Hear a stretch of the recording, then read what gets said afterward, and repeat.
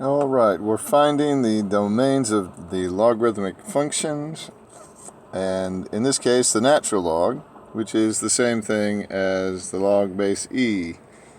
Okay, so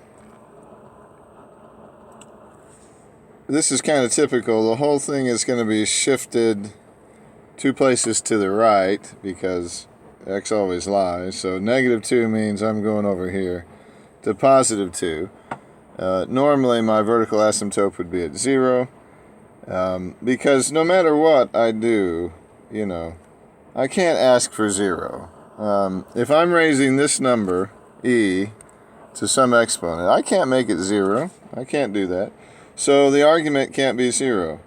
And it can't be negative either. I don't care what you do, you can't make e negative. It's going to be a positive number. You can make it really small, you can make it really big. You can get it close to 0, but you can't make it 0. So the argument right here has to be greater than or equal to, no, I was going to say equal to. It can't be 0. It's got to be greater than 0. We shift the whole thing over. All right, we have a vertical asymptote at 2. What used to be 0 is now 2. And we think about if we want the x-intercept, like where does it hit? Where does it hit? Right here. Okay. We think about, well, what does x have to be for it to ask me for 1? In other words, the natural log of 1. Well, x would have to be 3. And what do I have to do to e to make it 1? I have to raise it to the 0 power. So that's why it's 0 right here on the x-axis. Okay? So I come down here and I say, well, this is different. And first of all, I want you to think more in terms of it's -x plus 2. I know they put the -x after, but then I'd also like you to think about this. You really would rather look at it like this. I factor out that negative, okay? Because the negative kind of turns everything upside down. If you don't do that, then you'll put the vertical asymptote in the wrong place. But as you can see now, I've been shifted 2 places over, just like I was up here. I'm shifted over. But now everything's backwards, okay? I mean, you would have thought, oh, hey, I'm going to shift to the left because x lies. But wait, it's -x, so everything's kind of backwards here. So, I don't know. You don't have to factor out the negative, but I think it would help you think about the way this is really playing out. And we would say, when am I being asked for the natural log?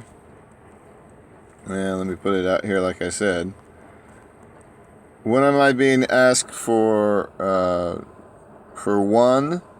Well, this inside here has to be a -1 because I'm going to make it a +1, right?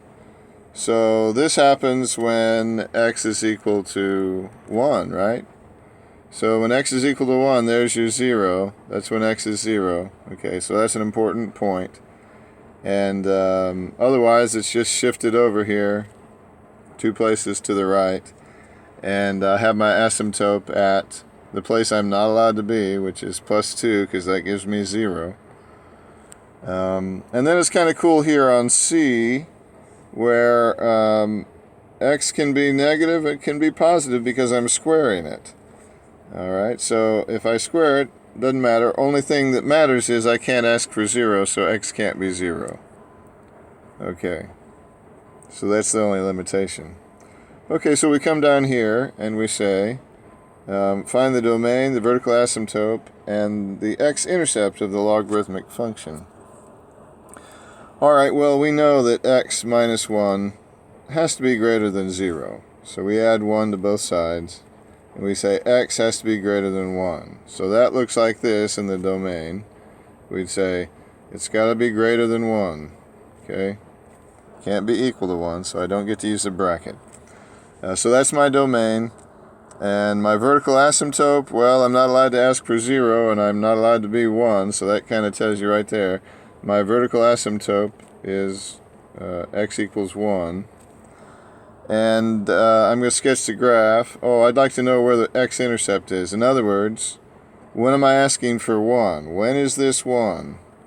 Well, x minus 1 equals 1. I add 1 to both sides. Kind of like when it's 0, but now x equals 2. I think you probably just knew that already. So my x-intercept, that happens at x equals 2. Because if I put 2 in there, I'm asking for 1, which means that the exponent will then be 0. Because if I raise something to 0, I get 1. Alright, so now I'm going to sketch it by hand. First thing I note is I have an asymptote at x equals 1. So x equals 1. And second thing I notice is when x is equal to 2,